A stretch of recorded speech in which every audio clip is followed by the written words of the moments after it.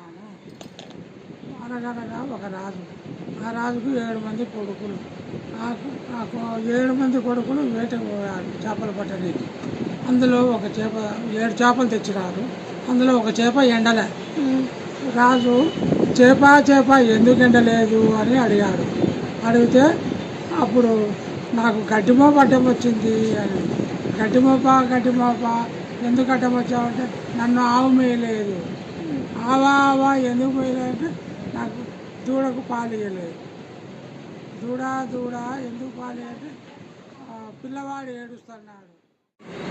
పిల్లవాడ ఎందుకు ఏడుస్తున్నావు అంటే నాకు సీమ కుట్టింది. సీమ ఎందుకు కుట్టినావు అంటే నా బంగారు పుట్టలో ఏలు పెట్టి కుట్టనా